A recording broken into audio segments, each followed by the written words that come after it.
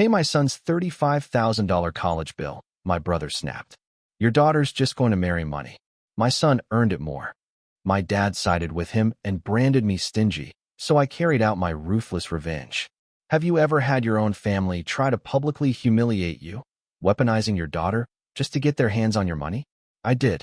And the moment I found out, I knew Christmas was about to become a battlefield. All right, so picture this. I'm a master electrician. Six-figure income, right? I built my own contracting business from the ground up in Seattle. Paid off the truck, zero debt. Everything. And guess what? My family. They just saw me as a walking ATM. Being the responsible one in a messed up family? It's not a badge of honor. They don't respect you for it. They resent you, and then they bleed you dry anyway. There's me, Ray, and my two brothers. Well, really just Jason. Our mom, she died of cancer when I was 14. Fast. After that, Dad just checked out emotionally. And Jason? He quickly realized I was way easier to manipulate than our old man. Jason's 39, and honestly, he's been failing upward his entire life. He married Kristen. Her parents own car dealerships, set him up with everything. House, job, a BMW. For 5 years, Jason thought he'd won. But then, they figured out their son-in-law was a total liability. Divorce, obviously. Jason went from luxury living to scrambling for rent in about 18 months. My dad, he's 67, retired warehouse supervisor. He spent my entire childhood making it crystal clear that Jason was the golden child, and I was just backup. After Mom died, that favoritism went nuclear. I put myself through community college, working 3 jobs.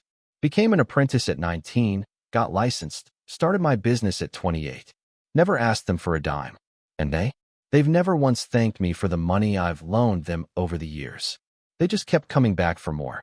I'm married to Hannah. She's a project coordinator, sharp as a tack. She saw right through my family's whole routine within 6 months of meeting them. We've got our 10-year-old daughter, May. Smart kid, totally into coding and robotics. Everything I wish I'd had support for at her age. And our money? It's not just sitting around. We have a 529 college fund that we contribute to monthly.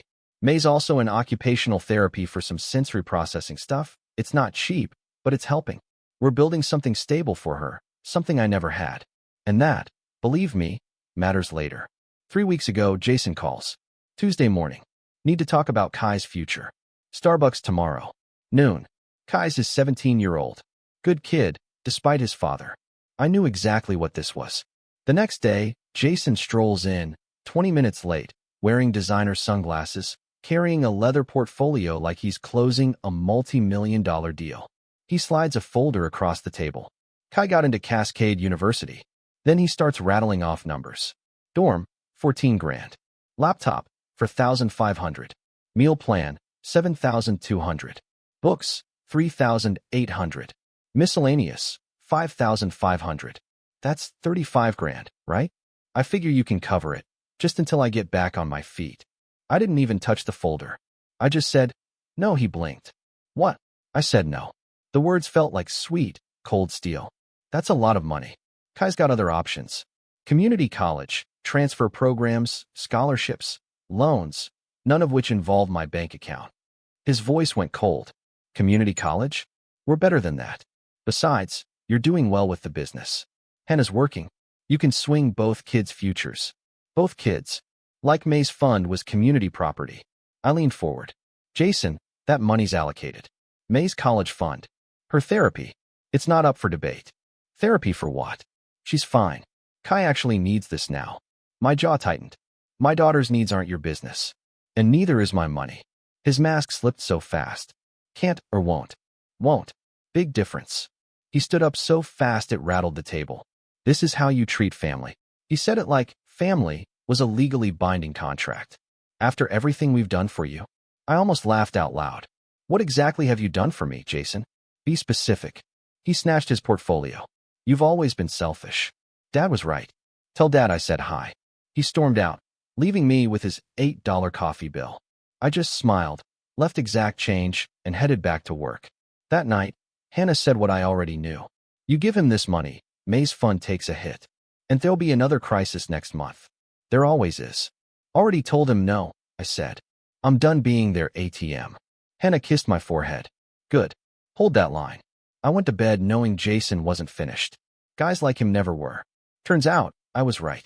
Sunday dinner at Dad's was mandatory. Not officially, but the guilt trip for missing wasn't worth it. I usually showed up at 6 o'clock. This week, I finished a job early, pulled up at 5:30. Jason's Audi was in the driveway. Weird.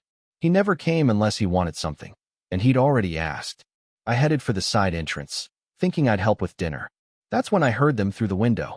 So, he refused to help with Kai's college. That was Dad's voice. It completely shut me down. Yeah, Jason whined.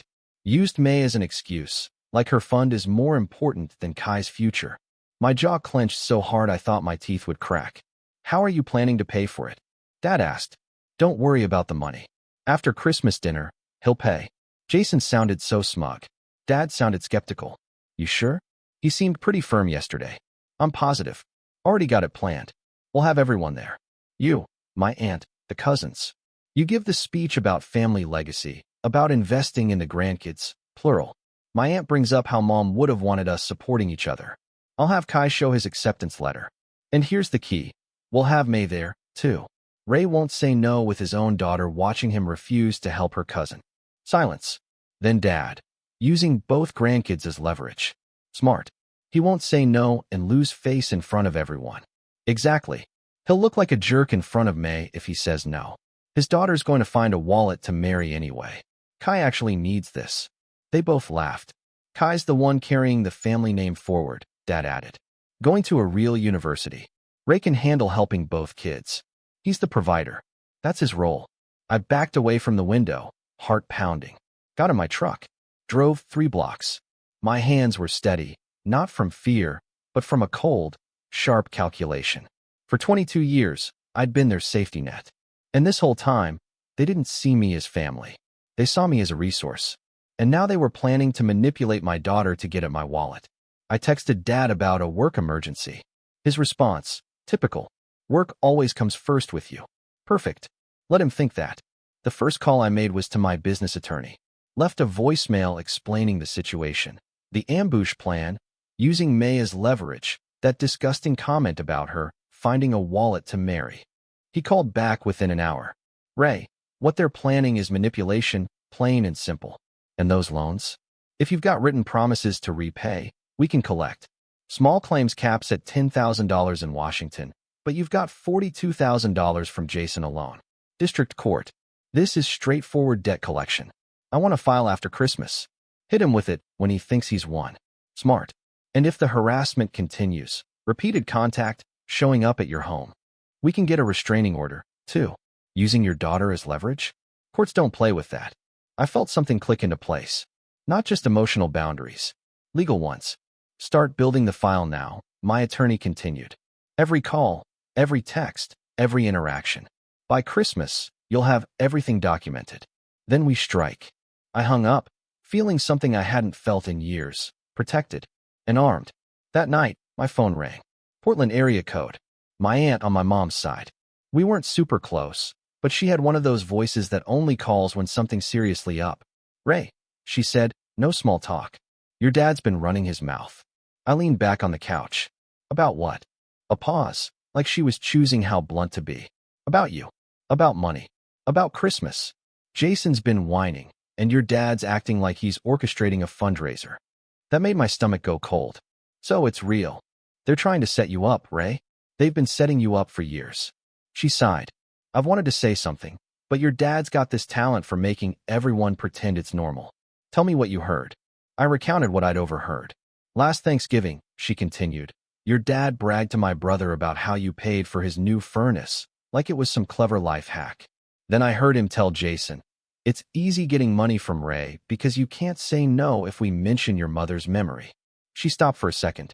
And the way he talks about the grandkids is ugly. Kai's the legacy. May barely gets mentioned. Every word confirmed what I already knew, but hearing it from someone else made it cleaner. Less doubt, more math. They're planning to ambush me at Christmas, I said. Public pressure. Use May as leverage to make me pay for Kai's college. That sounds exactly like them. Her voice dropped.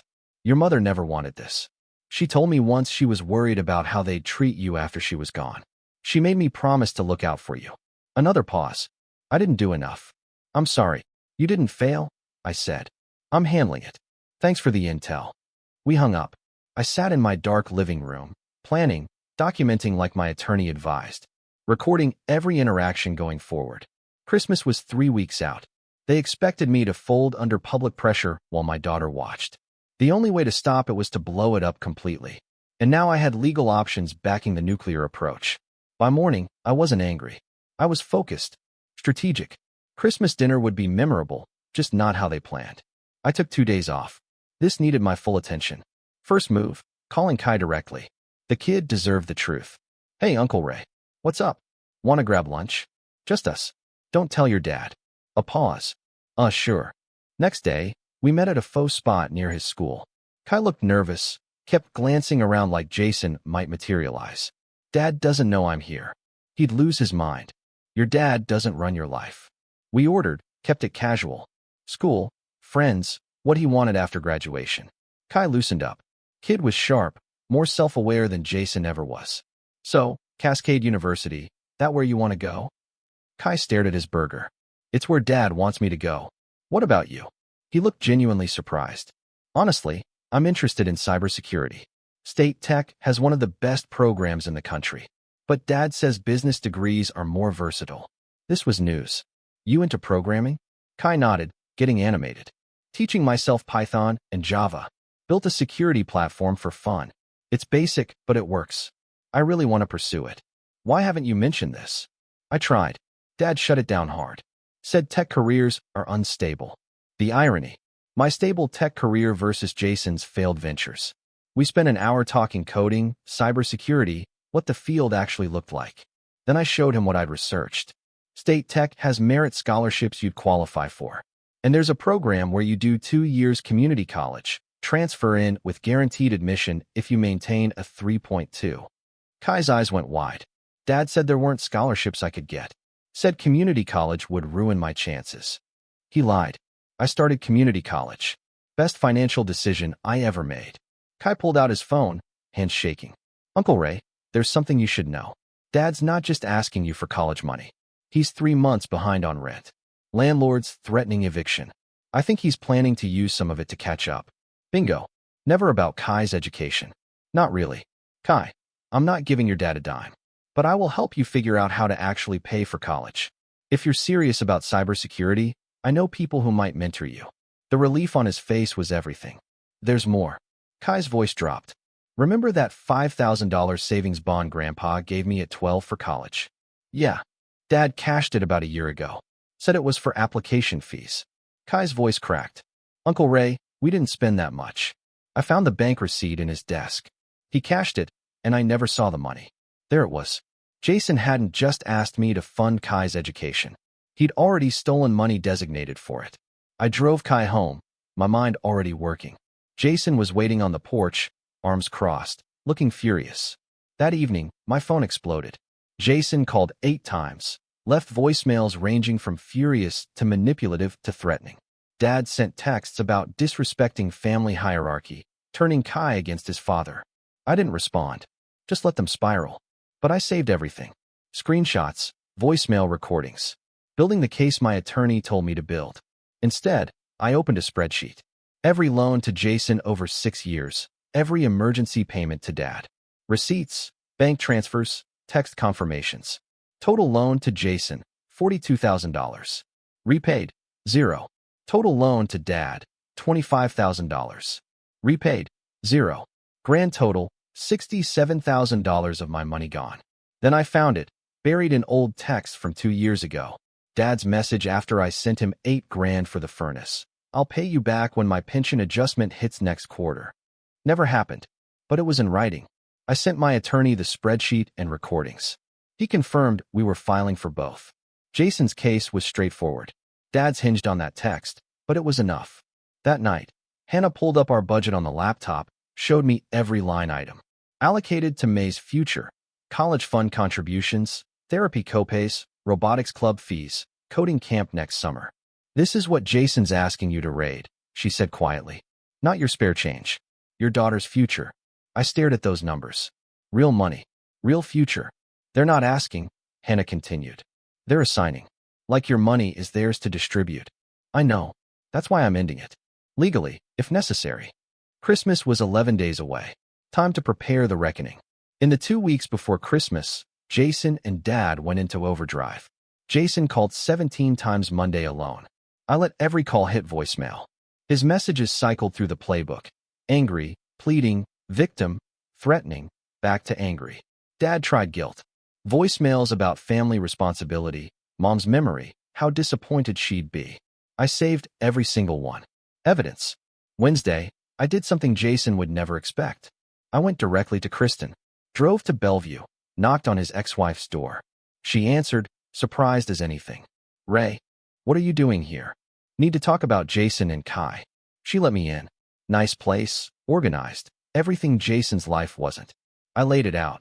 The college fund request, the Christmas ambush plan, Kai's interest in cybersecurity that Jason was suppressing, the cash savings bond. Kristen's face went from surprise to absolutely furious. That piece of work cashed Kai's savings bond about a year ago. I'm putting together documentation for Christmas dinner. Going to expose everything publicly. But I need to know. Is there anything else I should know about? She stood up, started pacing. I knew he was hiding something. Kept dodging questions about college planning. Said he had it handled. Her expression darkened. Ray, there's more. Jason's been telling Kai that you refused to help with college before he even asked you. Been poisoning him against you for months. Figured. What else? He's been using Kai's financial aid information to apply for parent loans without telling him. I found the paperwork last month. He's planning to pocket whatever money comes through. And Ray, Kai applied to State Tech about 10 months ago, with my help. He got accepted with a scholarship offer. Jason intercepted the acceptance letter and emails. Told Kai he got rejected. I only found out last month when I contacted the school directly.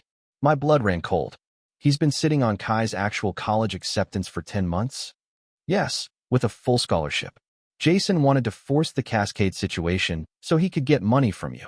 That sealed it. More ammunition for the packets. I'm documenting all of this. Christmas dinner is going to be a reckoning. Kristen nodded slowly. Good. And Ray, I've noticed how your dad treats the kids differently. May and Kai.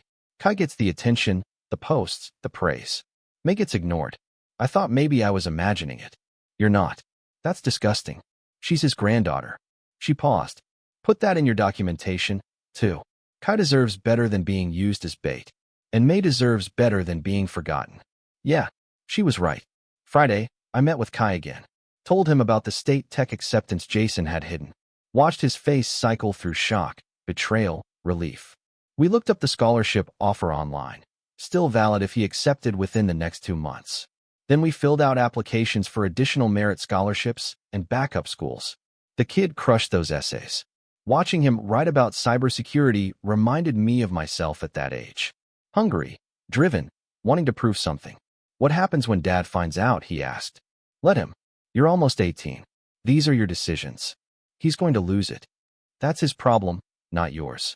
Saturday, my cousin called. She'd cut off Dad and Jason years ago after they tried guilting her into funding Jason's business venture. Paid the price. Family barely spoke to her, but she was happier. They're telling everyone you refused to help your nephew, making you sound like a monster. Let them talk. Anyone who believes their version without asking mine isn't worth my time. You doing Christmas dinner? Wouldn't miss it. Someone needs to witness the implosion. That Sunday, 5 days before Christmas, I started building the packets. I made 6 of them at the print shop, bound and tabbed like a contractor estimate, because I wanted 0 misunderstandings. Inside was the school comparison. State Tech smoked Cascade for what Kai actually wanted. Proof of Kai's hidden State Tech acceptance and scholarship from 10 months ago that Jason intercepted. The bank receipt proving Jason cashed Kai's $5,000 bond about a year ago. Notice we never saw that money. And my ledger showing Jason owed me $42,000 and Dad owed $25,000, with receipts and text to match. Dad's section had 3 bank transfers, the text where he promised to pay me back when the pension adjustment hits, and a 1-page summary. Total loan $25,000, repaid $0. Hannah came over to review one. She started shaking her head halfway through. This is brutal, Ray. Like, depositions level brutal. They wanted to use both grandkids as leverage. I'm showing everyone which grandkid they actually care about.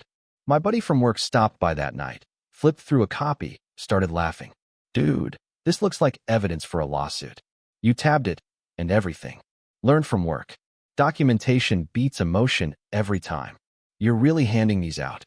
They wanted public pressure. I'm bringing public receipts. Tuesday, Jason showed up at my condo.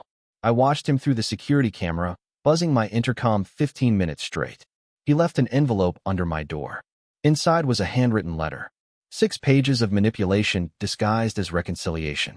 I know we've had our differences, but Kai's future is more important than disagreements. Let's talk like adults. We're brothers after all. Buried on page 4. If you could help with even $15,000, it would make all the difference. You're providing for May already. Surely you can help provide for Kai too. I photographed it, printed it, added it as an insert to section 4. Evidence of ongoing manipulation. Texted my attorney. Jason showed up uninvited. Left a letter demanding money. Saving everything. His response, good. Keep documenting. If he shows up again after you've told him not to, we file for the anti-harassment order. Wednesday, Dad called one final time. Tomorrow's about family. I expect you to act accordingly. Both grandkids will be there. Your mother would be ashamed if you caused a scene. Time to flip the script. Dad, we both know Mom would be ashamed. But not of me. Silence. I'll be there tomorrow. Guaranteed. So will May. But this conversation? It's happening. I hung up before he could respond. Thursday morning. Christmas Eve. I barely slept. Not from anxiety. From anticipation. Hannah made breakfast while May played with her new coding kit. My daughter had no idea what was about to happen. Better that way. You sure about bringing her? Hannah asked quietly. They plan to use her as emotional leverage. She deserves to see what kind of people they really are. Age-appropriate version, but yeah. I laid out my clothes. Black jeans, dark gray Henley, leather jacket. Casual, but deliberate. Gifts were minimal, generic gift cards. Nothing expensive. My messenger bag held the real present. 6 bound evidence packets in manila folders. Professional. Undeniable. My cousin texted at midnight. Ready? Born ready. Remember, you don't owe them anything. Not money, not explanations, not another chance. And Ray, you're protecting May from learning their patterns. That matters. Christmas Eve morning. I woke up feeling something I hadn't felt in years. Calm. Whatever happened in the next few hours, I was done being used. And my daughter would learn what boundaries looked like. We pulled up at 2 p.m. exactly. Jason's Audi, my aunt's Lexus, some cousins, my cousin's beat-up Subaru. The house smelled like soy sauce, ginger, and stress. Costco trays next to homemade dumplings. Classic second-gen holiday energy. Completely wrong for the war about to break out. Dad answered with a stiff handshake, his eyes dropping to the small gift bag. I saw the disappointment flash. No big box. No envelope. Right on time, he said, like punctuality was a character flaw. May ran ahead to see the tree. Hannah squeezed my hand once. Solidarity. Inside, Jason was playing host. Loud laugh. Big gestures, the whole charming routine. Kai stood near the fireplace, looking uncomfortable. My cousin gave me a subtle nod. Backup confirmed. Dad made a show of greeting May. Big grandpa voice, pat on the head. She hugged him because that's what 10-year-olds do when adults pretend to care. I watched Jason notice my messenger bag. Saw the calculation in his eyes. Probably thought I brought a check. Jason approached immediately, fake smile cranked to maximum. Little brother, Merry Christmas. And there's my favorite niece. May was his only niece. She smiled anyway. Let me get you something to drink. Water's fine. And we're not doing this. His smile flickered. Doing what? The performance. I know what you planned. So does my cousin. So does Kai? Save your energy. Jason's face went flat. The mask cracked fast when you didn't play along. The first hour was passive-aggressive theater. Family dinners were never just dinner. They were audits. My aunt dropped comments about expensive college. Dad talked about family supporting family while staring at me. Another cousin mentioned how his kids' uncle helped with tuition. All choreographed, building to the moment. Then Dad made a big show of talking to both kids. Asked Kai about college plans. Asked May about school. But I noticed he spent 10 minutes with Kai, genuinely engaged. 90 seconds with May, distracted, already looking away. My daughter noticed too. I saw her shrink a little. Hannah saw me notice. Mouthed, stay calm. I smiled. Already was. Didn't engage. I watched Jason get progressively agitated. His plan required me to show weakness. Dinner hit the table. Roast duck, fried rice, green beans from Costco. Tension thick enough to cut. May had made Dad a card. Spent all week on it. Drew a picture of them together. Wrote, "I love you, Grandpa," in careful letters. She handed it to him before dinner. Dad glanced at it. "That's nice, sweetie." Set it aside without really looking. 2 hours later, I saw it on the counter, under someone's plate. Forgotten. Hannah's hand found mine under the table. Squeezed hard. Midway through dinner, Jason stood with his glass. "Here we go? Want to make a toast to family? Supporting each other, investing in futures." He pulled out a glossy Cascade brochure. Kai's got exciting news. Everyone turned to Kai, who looked like he wanted to disappear. Kai's been accepted to Cascade's business program. Jason announced. Huge opportunity that'll set him up for success. Make the family proud. Polite applause. Kai mumbled, "Thanks." Of course, there are financial considerations. College isn't cheap. Jason's eyes locked on me. "Ray, I believe you wanted to say something about helping with Kai's education. Show me what it means to support family." The room went dead silent. The ambush.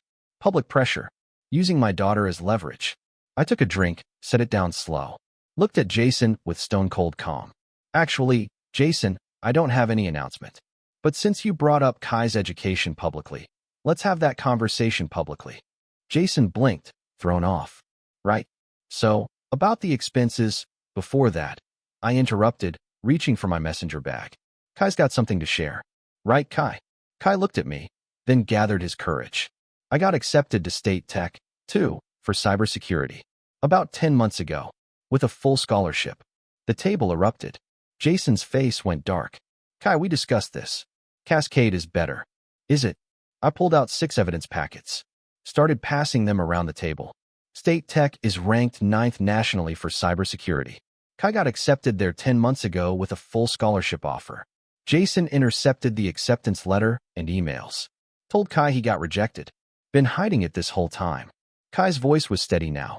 "I found out last week when Uncle Ray helped me contact the school directly. The scholarship's still valid. I want cybersecurity, not business." I didn't wait for the noise to die down. "Everything you need is in those packets." Rankings. The original scholarship offered Jason hid. Bank receipt showing he cashed Kai's $5,000 college bond about a year ago. Notice we never saw that money. Jason opened his mouth. I kept going. There's also a ledger. Every loan I've given Jason over 6 years, $42,000. Every promise to pay it back. Amount repaid, 0. I looked at Dad. "You've got your own section. 25 grand. Same story. Both of you are being filed on Tuesday. Let them read." I watched the faces change. Jason didn't call this dinner to celebrate Kai. He called it to ambush me. Use public pressure and May's presence to guilt me into paying 35 grand he'd planned to skim for rent. Yeah, he's 3 months behind. You wanted me to fund that in front of my daughter, so I couldn't say no. The silence was brutal. "And Dad," I pointed to the kitchen counter. "The card May made you this week. Spent days on it. Drew a picture, wrote, 'I love you, Grandpa,' in her best handwriting. Currently under someone's dirty plate. You looked at it for 5 seconds before forgetting it existed." Dad's hands were shaking. "This isn't legal service. That comes later. This is documentation for the lawsuits I'm filing against both of you." I grabbed my jacket. "Don't contact me. Don't show up at my home or work. We're finished." Hannah gathered May. My cousin stood too. "One more thing," I said. "This morning, I locked down every account connected to May's college fund. Changed every beneficiary. Nobody touches that money but me and Hannah." I looked at Kai, who was holding his packet with tears in his eyes. "You've got my number. That State Tech scholarship is real and it's yours. You deserve better than being used as bait." Then, to Dad, "You wanted to weaponize the grandkids? You just forgot you don't care about any of them." Jason finally found his voice. "Where the heck are you going?" "We're not finished." "Yeah, we are." I headed for the door. "My attorney gets his copy Tuesday. You'll be served after the holidays." "You walk out that door," Jason said, his voice shaking. "Don't expect to come back." I stopped, turned.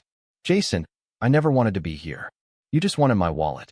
And since you clearly don't understand what we're done means, show up at my home or business again. I'm calling the cops." Not a threat. A promise. Hannah was already walking May to the truck. I followed. Jason's screaming cut off when the door closed. But behind us, 6 families were reading, flipping pages, seeing receipts, timestamps, bank statements, screenshots that didn't lie. My cousin caught up in the driveway, holding her packet like a trophy. Ray, that was surgical. They can't spin this. It's all right there in black and white. That was the point. My attorney gets his copy Tuesday.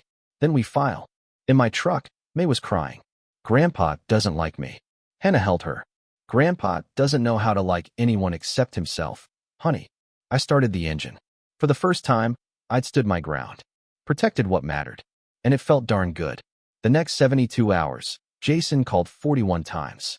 Dad sent guilt texts. My aunt wrote a novel about family unity. My attorney confirmed the harassment qualified for a restraining order. We filed both lawsuits. And the restraining order the Tuesday after Christmas. My attorney sent formal demand letters to both of them the next business day. But here's the thing about burning bridges with toxic people. The air clears fast. The day after Christmas, I was home. Leftovers in the fridge. Phone on silent. Peaceful for the first time in weeks. The door buzzer rang at 7 p.m. Security camera showed Jason on my doorstep, alone. He'd walked or gotten dropped off. I answered. Didn't invite him in. Jason looked like hell. Wrinkled shirt, eyes red. He started with anger. You embarrassed me in front of everyone. Made me look like a thief who stole from his own kid. Yeah, I did. His face shifted, the mask cracking. I got the eviction notice. Landlord's changing the locks Friday. His voice dropped. Ray, I'm out of options. Kristen's lawyers are coming after me. Dad won't return my calls. I need $8,000. There it was. Never about Kai's education. No, Jason blinked. What? I said no. Ray, please. I'm desperate here. I'll lose everything. You already lost everything because you stole from your own kid. His voice went higher. Panicky. I made a mistake. Okay. I know I screwed up, but I'm trying to fix it. I just need nothing from me. Ray. His voice cracked. Actual tears starting. Come on, man. We're brothers. Family. You can't just... I stared at him. Didn't blink. Please. The word came out wet. He was actually crying now. Not pretty movie tears. Just red-faced and snotty. Please, Ray, I'm begging you. I'll pay you back. I swear this time I'll. You've said that before. 6 years. $42,000. 0 repaid. I know. But this time, he was spiraling. Words tumbling out fast. I'll get a second job. I'll sign whatever you want. Just please don't let me end up on the street. 8,000. That's nothing to you. You make 6 figures. You've got the business. Please. He was full-on sobbing now, shoulders shaking, wiping his nose with his sleeve like a kid. I watched, felt nothing. Ray, I'm your brother. I know I've been terrible. I know I messed up, but you can't just cut me off like this. Mom wouldn't want, don't. My voice was flat, cold. Stopped him mid-sentence. Don't bring Mom into this. She'd be disgusted with you. Stealing from your own son. Using my daughter to manipulate me. Planning that whole ambush at Christmas like she was a prop. Jason's face crumpled. I'm sorry. I'm so sorry. I'll apologize to May. I'll make it right. Just help me one more time. No, Ray, please. Are you? I said no. He grabbed the doorframe, literally holding himself up. What am I supposed to do? Where am I supposed to go? Not my problem. You're really going to let me end up homeless? You did this. Not me. He was crying harder now. Ugly, gasping sobs. I'll do anything. Anything you want. Just please. Leave, Ray. Get off my property before I call the cops. He just stood there crying, looking at me like I was going to crack. Like 22 years of being his ATM meant I had to keep being his ATM. I stared back, stone-faced. You've got 10 seconds. Ray, please. I'm begging you. 9. You can't do this. 8. He was full-on panicking now, voice shaking. I'm your brother. I'm your family. 7.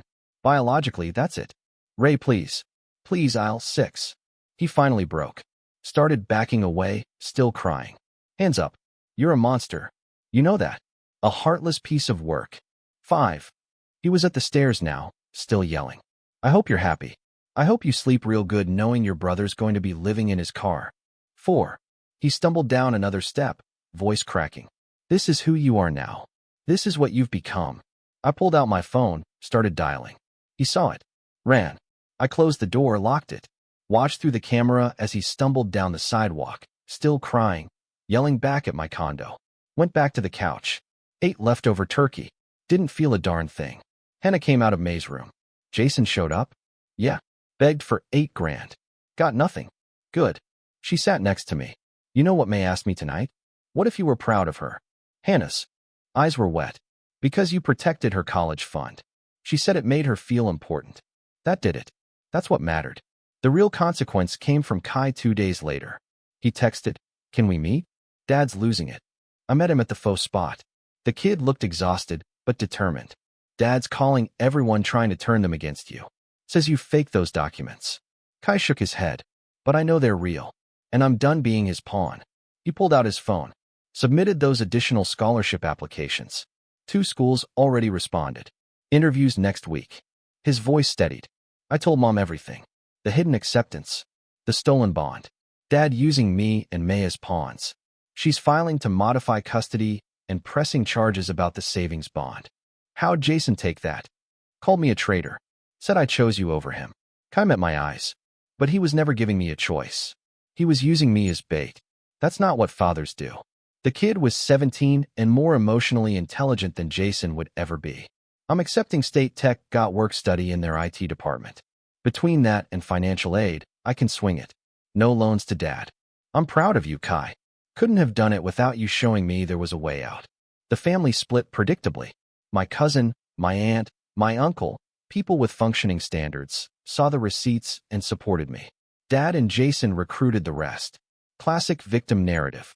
Anyone who believed their version wasn't worth my time. What stung was watching it affect May. But he's my grandpa, she said one night, crying. Why doesn't he love me? Being family doesn't give someone the right to make you feel less than. She thought about that. So you protected me? Yeah, I did. Thanks, Dad. January brought the new normal. Jason got served at a gas station. Process server caught his face on body cam. Priceless. Dad got served at the diner where he meets his retired buddies every Thursday. One of them texted me, said Dad's face went purple. Dad sent a 5-paragraph rant about respect and family honor, claiming the money was a gift. The text where he promised to pay me back said otherwise. Jason got evicted. Not my circus. February, mediation happened. Jason showed up with a public defender. I had my attorney and documentation. Took 10 minutes. Jason tried claiming the money was gifts. My attorney slid the evidence packet across. Bank records, texts with promises to repay. The mediator looked at Jason. You want to take this to trial? His lawyer whispered to him. Finally, what's the settlement offer? Full amount, $42,000 plus court costs. Payment plan, $1,000 a month. Missed 2 payments, full amount due immediately. Jason signed. Dad settled 2 weeks later without mediation. Paid the full $25,000 in one lump sum from his retirement. My attorney said he folded the second he realized the case would be public record. Couldn't stomach his church friends and retired buddies seeing it. His final text, "You've destroyed this family." I didn't respond. Dad tried calling me twice after that. FaceTime requests, a birthday card with $50 like that would fix things. I blocked his number from her tablet. Sent the card back unopened. Hannah asked if I felt guilty. He had 10 years to treat her like she mattered. He chose not to. Now he doesn't get access. That night, I slept better than I had in years. 5 months later, Kai graduated high school. He invited me, Hannah, and May. Not Jason. Us. We sat with Kristen and her new boyfriend. Watch Kai walk across that stage. Scholarship winner, headed to State Tech for cybersecurity. A future he chose for himself. After the ceremony, Jason intercepted me in the parking lot.